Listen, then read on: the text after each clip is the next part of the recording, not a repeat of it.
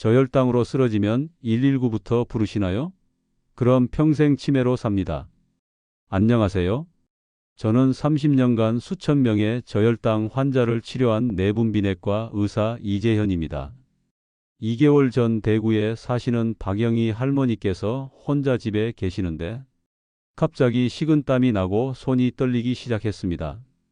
그러다 점점 시야가 좁아지고 숨이 가빠지면서 머리가 핑 돌면서 쓰러졌습니다. 이 순간 뇌로 가는 포도당이 급격히 부족해지기 시작한 거죠. 보통 사람들은 여기서 당황하며 119를 부르죠. 하지만 할머니는 다른 걸 했습니다. 제가 1년 전에 말씀드린 그 방법을 기억해내신 거예요. 단 180초 만에요. 만약 할머니가 이걸 몰랐다면 그대로 의식을 잃고 쓰러졌을 겁니다. 180초 후 뇌세포가 죽기 시작하고 5분 후엔 치매 위험 그리고 10분 후엔 뇌사 위험까지 생겨요. 이땐 119가 와도 이미 늦습니다. 하지만 결과는 달랐습니다. 병원 도착 후 의사가 깜짝 놀랐어요. 뇌 CT가 정상이네요. 어떻게 된 거죠? 지금 이 순간에도 30분마다 한 명씩 저혈당 쇼크로 치매에 걸리거나 식물인간이 되고 있습니다. 그런데 85%는 잘못된 상식 때문이에요. 골든타임 1시간? 은 거짓말입니다. 진짜는 180초예요. 여러분도 언제든 박영희 할머니처럼 될 수 있습니다. 특히 65세 넘으시면 혈당 조절 능력이 떨어져서 더 위험해요. 나는 당뇨가 없으니까 괜찮다고 안심하시는 분 계신가요? 당뇨가 없으셔도 마찬가지입니다. 약 먹었는지 기억이 안 나서 또 드시거나 입맛 없어서 밥 한 끼 거르시거나 그냥 이런 일상적인 일들이 저혈당을 부를 수 있어요. 하지만 180초 생존법만 알면 여러분도 박영희 할머니처럼 혼자서 180초 만에 뇌사를 막을 수 있습니다.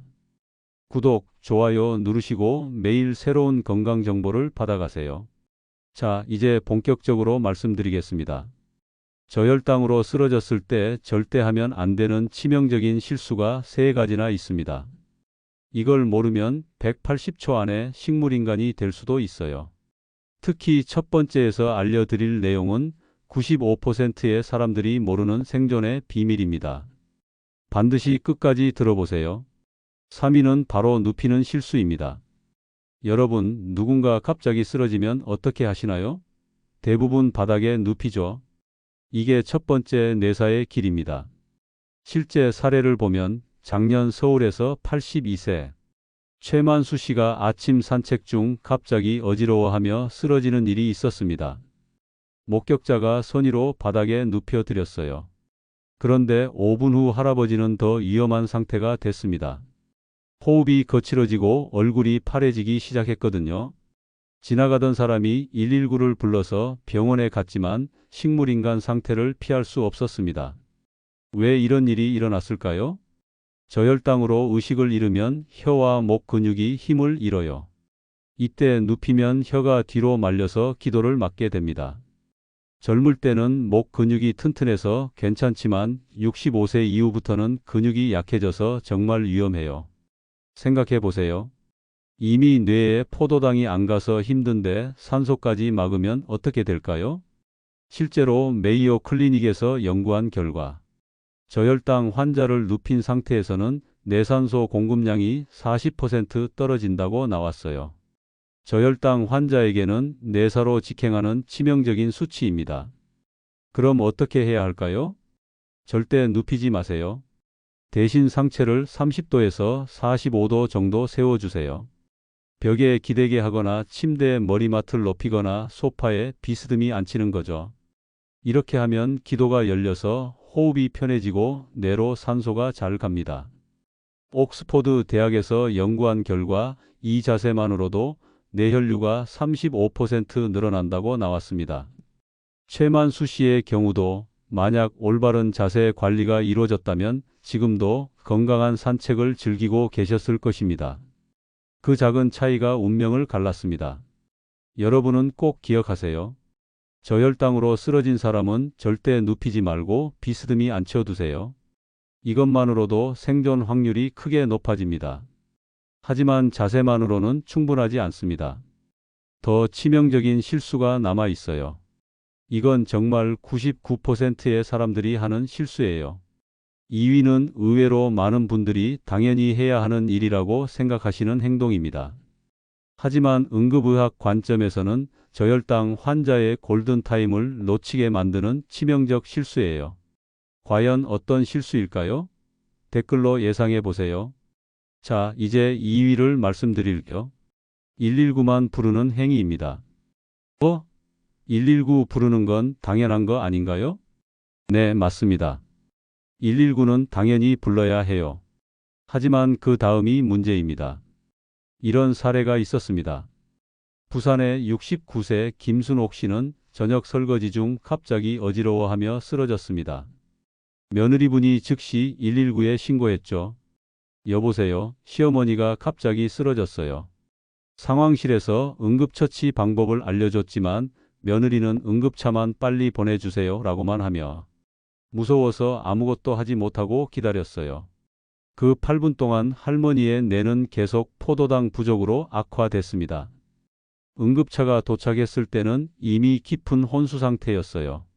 왜 이런 일이 일어났을까요? 119를 부르는 건 옳은 일이에요. 하지만 응급차가 올 때까지 보통 8분에서 12분이 걸려요. 그 시간 동안 아무것도 안 하고 기다리기만 하면 안 되거든요. 저혈당은 180초가 생명이에요. 그 소중한 시간을 그냥 허비할 수는 없어요. 유럽 내 분비학회에서 발표한 연구를 보면 119 신고 후 응급차 평균 도착 시간이 8분 30초예요. 한국이라고 크게 다를까요? 8분이면 이미 뇌세포가 죽기 시작해요. 더 중요한 건 응급차가 와도 병원까지 또 시간이 걸린다는 거예요. 총 15분에서 20분은 기본이에요. 그럼 어떻게 해야 할까요? 먼저 119를 부르세요. 그 다음에 바로 180초 응급처치를 하세요. 박영희 할머니가 했던 그 방법을 바로 하는 거예요. 180초면 충분해요. 왜냐하면 119가 와도 결국 병원에서 하는 치료가 바로 그 방법이거든요. 그럼 미리 하는 게 낫지 않겠어요? 실제로 미국 당뇨협회에서는 119를 부르고 지체 없이 180초 생존법을 실행하라고 권장하고 있어요. 119만큼 가정에서 하는 응급처치도 효과적이라는 거죠. 김순옥 씨는 생명을 구했지만 안타깝게도 기억력 손상으로 현재까지 치료를 받고 있습니다. 만약 119 신고 후에 180초 응급처치가 바로 후행되었다면 이런 후유증은 피할 수 있었을 겁니다. 여러분도 꼭 기억하세요. 저혈당으로 쓰러지면 119를 부르고 바로 180초 응급처치가 들어가야 해요. 구급차만 기다리다고 가만히 있다간 앞으로의 인생이 뒤바뀝니다. 하지만 2위도 이렇게 치명적인데 1위는 그야말로 상상을 초월합니다. 특히 이 1위는 99.3%의 사람들이 전혀 모르는 숨겨진 실수인데 알고 나면 왜 아무도 이걸 안 알려줬지? 하며 오늘 밤부터 당장 바꾸고 싶어질 겁니다. 더 무서운 건 이 실수 하나로 인해 어떤 분은 완전히 회복하고 일상으로 돌아가지만 어떤 분은 치매나 심하면 뇌사 상태까지 가게 된다는 겁니다. 실제로 스탠퍼드 의대에서 25년간 진행한 대규모 추적 연구에 따르면 이 실수를 범한 사람은 그렇지 않은 사람보다 치매 발병 위험이 무려 4.8배 높고 뇌 노화 속도도 평균 12년 빨랐습니다. 그 치명적인 1위 실수는 바로 응급 포도당을 미리 준비하지 않는 것입니다. 저혈당이 와서 의식을 잃고 난 후에 설탕을 찾으면 이미 늦어요. 미리 준비해야 해요. 응급 상황을 위해 포도당을 미리 준비한다고요? 네, 맞습니다. 180초가 생명인데 그때 가서 설탕을 찾아서 또 물에 녹일 시간이 어디 있겠어요? 한 환자의 경험담을 소개하면 광주 거주 78세 정태진 씨가 새벽 화장실을 가던 중 갑자기 쓰러진 사건이 있었습니다. 어머, 설탕이 어디 있지? 하시며 부인이 부엌을 뒤지기 시작했어요. 설탕통, 찬장, 냉장고까지 찾고 물에 녹이는 데까지 4분이 걸렸어요. 평소라면 금방 찾아서 물에 녹였을 텐데 많이 당황하신 거예요. 겨우 물에 타서 먹이려고 했는데 그마저도 할아버지가 의식을 잃으셔서 삼키지 못하셨어요. 결국 119가 오게 됐고 병원에 도착해서야 겨우 응급 포도당 주사를 맞으셨어요. 그치만 그땐 안타깝게도 이미 너무 늦으신 거예요. 왜 이런 일이 일어났을까요? 저혈당은 180초가 골든타임이에요. 그런데 포도당을 찾아서 먹기 편하게 만드는 데만 4분, 그 사이 뇌세포가 계속 죽어가는 거죠. 더 큰 문제는 패닉 상태에서는 제대로 생각할 수 없다는 거예요. 가족이 쓰러진 급박한 상황에서 설탕을 찾고 물을 구하고 먹이는 것까지 불가능해요. 그럼 어떻게 해야 할까요? 미리 포도당 젤이나 사탕을 준비해 두세요. 작은 통이나 봉지에 담아서 말이에요. 포도당 젤이나 포도당 사탕은 약국에서 쉽게 살 수 있거든요. 그리고 일반 사탕보다 흡수가 3배 빨라요. 어디에 둬야 할까요? 침실 머리맡, 거실 소파 옆, 화장실 세면대 위. 이렇게 3곳에 하나씩 두세요.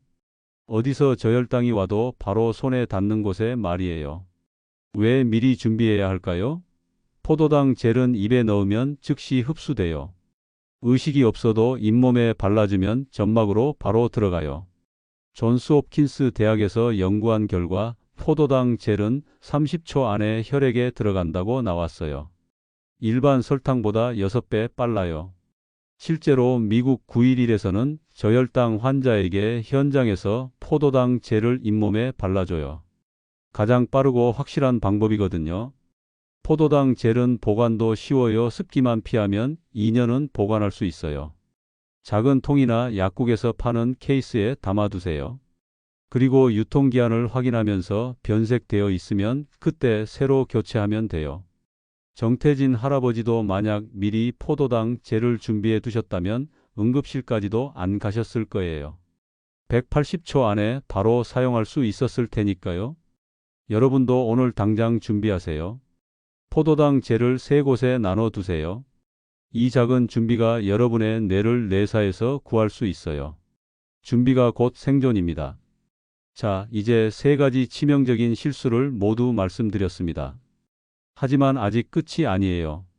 어떻게 저혈당인지 아닌지 알 수 있을까요? 지금부터는 이 방법을 언제 써야 하는지 저혈당 초기 증상을 정확히 알려드리겠습니다. 많은 분들이 저혈당을 드라마에서 보는 것처럼 갑자기 쓰러지는 걸로 생각하세요. 하지만 실제로는 전혀 다릅니다. 가장 흔한 증상 5가지를 알려드리겠습니다. 첫 번째는 식은땀과 손떨림입니다. 갑자기 식은땀이 나면서 손이 떨려요. 그리고 몸에 힘이 쭉 빠지죠. 마치 극심한 긴장을 할 때처럼 말이에요. 이게 가장 흔한 증상이에요. 실제 경험담으로는 인천의 71세 송미자 씨 사례가 있습니다. 갑자기 손떨림 때문에 젓가락을 떨어뜨렸다고 해상하시더군요. 다행히 180초 생존법을 숙지하고 계셔서 즉시 실행에 옮겼고 현재는 완전히 회복된 상태입니다. 두 번째는 심장이 두근거리고 불안한 증상입니다. 갑자기 심장이 빨리 뛰고 불안해져요. 공황 발작 같은 느낌이에요. 65세 이상 분들은 이 증상을 더 자주 겪어요. 뇌가 포도당 부족을 느끼면서 스트레스 호르몬을 분비하거든요. 세 번째는 어지러움과 현기증입니다. 머리가 핑 도는 것 같고 어지러워요. 균형 감각이 떨어지고 쓰러질 것 같은 느낌이에요. 많은 분들이 혈압 때문이라고 생각하고 넘기세요. 하지만 이건 뇌가 보내는 뇌사 경고 신호예요. 네 번째는 집중력이 떨어지고 머리가 멍한 증상입니다. 평소보다 집중이 안 되고 멍해져요. 말하는 것도 어눌해질 수 있어요. 뇌에서 가장 많이 쓰는 영양소가 포도당인데 이게 부족해지면 뇌 기능이 떨어지는 거예요. 다섯 번째는 극심한 배고픔과 허기감입니다. 갑자기 참을 수 없는 배고픔이 와요. 방금 밥을 먹었는데도 또 먹고 싶어지고요. 이건 몸이 보내는 뇌사 방지 긴급 신호예요. 이런 증상이 나타나면 즉시 180초 생존법을 하세요. 위 증상 중 2개 이상이 동시에 나타나면 바로 180초 생존법을 실행하세요. 혹시 아닐 수도 있는데 하고 망설이지 마세요. 미국 내분비학회에서 발표한 연구를 보면 초기 증상을 무시하고 넘긴 환자의 80%가 1시간 내에 완전한 저혈당 쇼크를 겪는다고 나왔어요. 반대로 초기 증상에서 바로 대처한 환자의 92%는 완전 회복됐어요. 초기 대응이 얼마나 중요한지 보여주는 수치죠. 그럼 언제 119를 불러야 할까요? 180초 생존법을 한 후에 119를 부르시거나 119를 부른 후 즉시 180초 생존법을 하세요. 중요한 건 응급처치를 빼먹지 않는 거예요. 180초 생존법으로 응급처치를 한 후 증상이 나아지더라도 반드시 병원에 가셔야 해요. 뇌에 문제가 있었다는 건 확실하니까요. 여러분만 아는 게 아니라 가족들도 알아야 해요. 특히 같이 사는 배우자나 자녀들에게 꼭 알려주세요. 응급 상황에서는 본인이 말을 못할 수 있거든요. 가족이 증상을 보고 바로 180초 생존법을 도와줄 수 있어야 해요. 집에 있는 포도당 젤 위치도 가족들에게 알려주시고 의식 확인법도 같이 연습해 보세요. 물론 가장 중요한 건 예방이에요. 규칙적인 식사, 정확한 약물 복용, 적절한 운동이 기본이죠. 하지만 아무리 조심해도 나이가 들면 저혈당 위험은 높아져요. 그래서 180초 생존법을 알아두시는 거예요. 자, 이제 오늘 알려드린 모든 내용을 정리하고 여러분이 당장 실천할 수 있는 체크리스트를 알려드리겠습니다. 먼저 절대 하면 안 되는 치명적인 실수 3가지를 기억하세요. 첫 번째, 바로 눕히면 안 됩니다. 기도가 막혀서 더 위험해져요. 반드시 상체를 30도에서 45도 세우세요. 두 번째, 119를 부르고 가만히 기다리면 안 됩니다. 응급차가 오는 동안 180초 응급처치를 해야 해요. 119는 당연히 불러야 하지만 기다리는 시간을 허비하면 안 됩니다. 마지막으로 응급 포도당을 미리 준비하지 않으면 안 됩니다. 응급 상황에서 설탕을 찾을 시간은 없어요. 미리 포도당 젤을 곳곳에 배치하세요. 그리고 180초 생존법도 3단계를 기억하세요. 첫 번째, 30초에서 1분 동안 포도당 젤을 입에 넣거나 잇몸에 바르기. 두 번째, 1분에서 2분 동안 상체를 30도 세우기. 세 번째, 2분에서 3분 동안 30초마다 의식 확인하기. 이 3가지만 기억해도 뇌사로 가는 치명적인 결과를 피할 수 있습니다. 오늘 당장 실천할 체크리스트입니다. 첫 번째, 집에 있는 포도당 젤을 확인하세요. 약국용 포도당 젤이나 포도당 사탕이 있는지 보세요. 일반 사탕보다 흡수가 3배 빠른 제품으로 준비하세요. 두 번째, 포도당 젤을 3곳에 나눠서 배치하세요. 침실 머리맡, 거실 소파 옆, 화장실 세면대 위. 어디서든 손에 닿는 곳에 두세요. 세 번째, 가족들에게 알려주세요. 180초 생존법과 포도당 젤 위치를 모든 가족이 알아야 해요. 네 번째, 일주일에 한 번 연습하세요. 물로 연습하고 자세와 의식 확인법을 몸에 익히세요. 다섯 번째, 3개월마다 포도당 젤의 유통기한을 확인하고 새 제품으로 바꿔주세요. 저혈당 초기 증상도 꼭 기억하세요. 식은땀과 손떨림, 심장 두근거림과 불안감, 어지러움과 현기증, 집중력 저하와 혼란, 극심한 배고픔.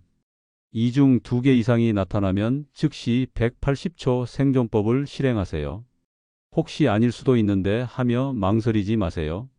초기 증상을 무시한 환자의 80%가 1시간 내에 완전한 저혈당 쇼크로 식물인간이 됩니다. 여러분은 이제 다릅니다. 오늘 이 영상을 보신 여러분은 이제 30분마다 식물인간이 되는 통계에 속하지 않습니다. 과학으로 무장한 생존자가 되었어요. 박영희 씨처럼 혼자라도 180초 만에 뇌사를 막을 수 있는 방법을 터득하게 되었습니다. 하지만 아는 것과 실천하는 것은 다릅니다. 오늘 당장 준비하세요. 내일은 너무 늦을 수 있어요. 65세 이상이라면 더욱 중요합니다. 나이가 들수록 저혈당 위험은 높아지지만 이제 여러분은 대비책을 아시잖아요. 당뇨가 있으시든 없으시든 상관없어요. 약 복용 실수, 식사 거르기, 이런 일상적인 일들이 언제든 저혈당을 부를 수 있거든요. 예방이 최고지만 만약의 상황에서도 당황하지 않고 침착하게 대처할 수 있습니다. 이것만으로도 여러분의 노후는 훨씬 안전해졌어요. 가족들도 안심할 수 있습니다. 여러분이 혼자 계실 때도 스스로를 지킬 수 있다는 걸 아니까요? 건강한 생활 습관과 함께 180초 생존법까지 준비된 여러분이라면 앞으로 20년, 30년을 더 건강하게 보내실 수 있어요. 이 정보가 도움이 되셨다면 구독과 좋아요 눌러주세요. 특히 65세 이상 부모님이나 친지분들께 꼭 보여주세요. 이 영상 하나가 온 가족의 뇌를 내사해서 지켜줄 거예요. 여러분 항상 건강하고 행복한 노후를 보내시길 바랍니다. 감사합니다.